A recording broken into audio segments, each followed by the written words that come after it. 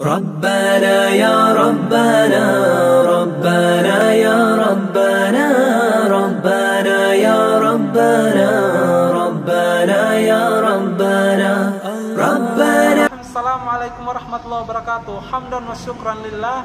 Tsumma aqulu rabbi shrah li sadri wa yassir li amri wahlul 'uqdatam min lisani yafqahu qawli, amma ba'd. Halo, apa kabar semuanya? Salam jumpa muka pikiran dan jiwa bersama saya Mulyadin Iwan.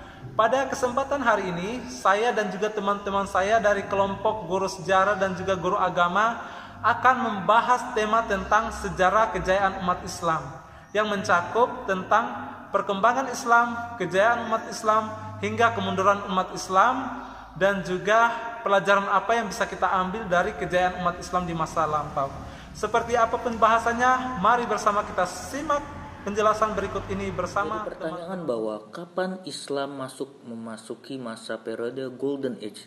Beberapa sejarawan sepakat bahwa Islam memasuki masa periode keemasan itu di tahun 650 Masehi sampai dengan 1250, atau kita menyebutnya sebagai periode klasik yang ditandai dengan berdirinya kerajaan dinasti Umayyah dan dinasti Abbasiyah.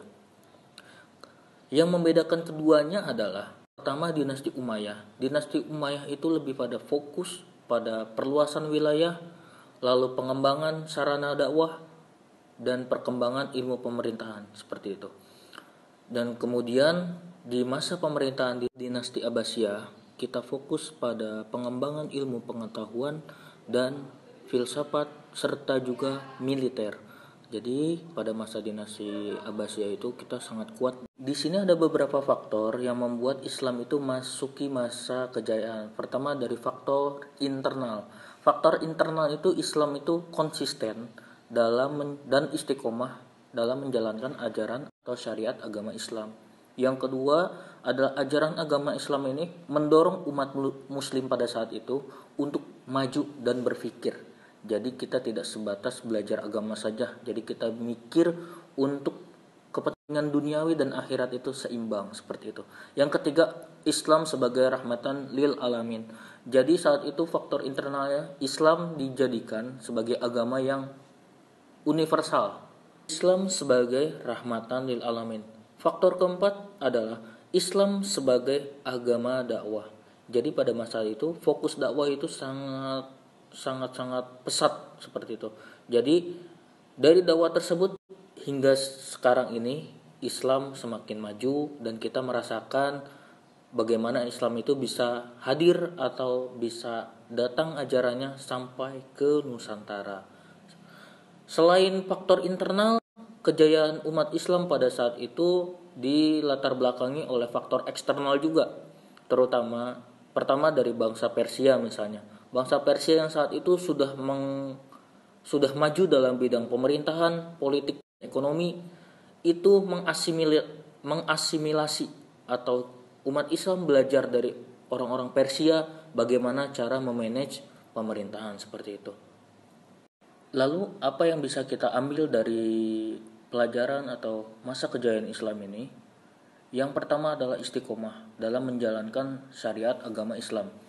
Jadi mau tidak mau, seperti yang telah disebutkan pada ayat sebelumnya, bahwa jika suatu umat ingin maju atau umat Islam ingin maju, berarti umat Islamnya sendiri itu harus istiqomah. Yang kedua adalah belajar. Jangan cepat puas atau jangan pernah merasa puas dan merasa pintar. Karena apa?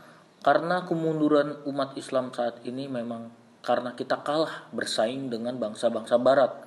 Bangsa barat saat itu belajar banyak dari umat Islam atau para ilmuwan atau filsuf agama Islam yang agama Islam.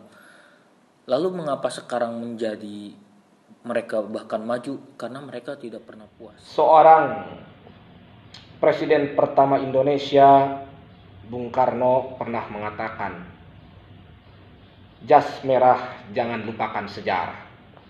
Maka ingat, kita ingin sukses, belajarlah daripada sejarah, belajarlah daripada kehidupan di masa lalu.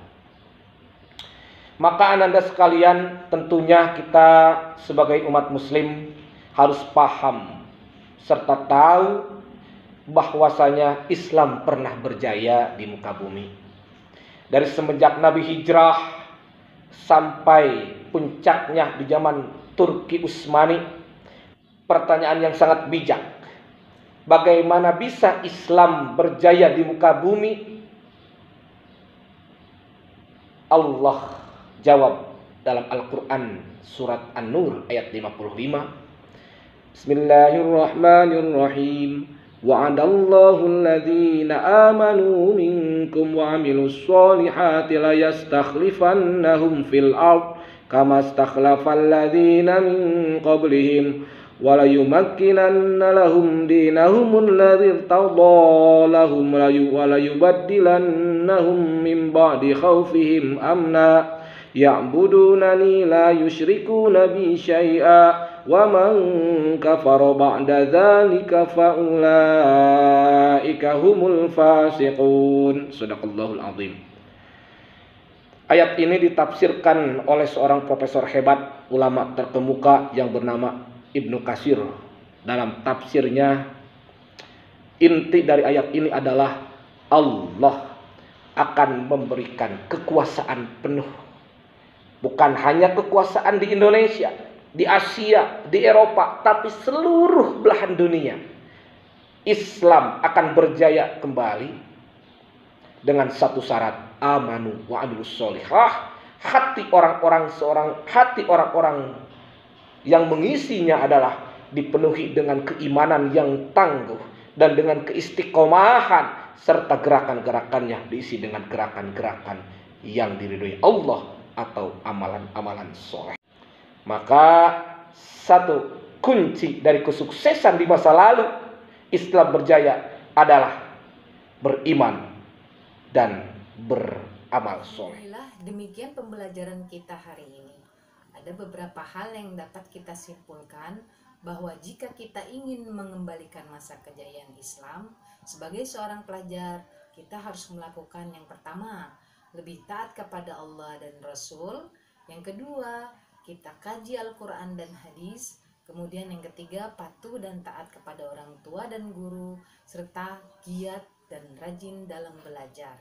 Nah, sebelum kita tutup pembelajaran kali ini, ingat tetap patuhi protokol kesehatan, jaga jarak, cuci tangan dengan air yang mengalir, dan jangan lupa kita selalu memakai masker. Nah, demikian pembelajaran hari ini, kita tutup dengan baca hamdalah. Ila liqa. Assalamualaikum warahmatullahi wabarakatuh.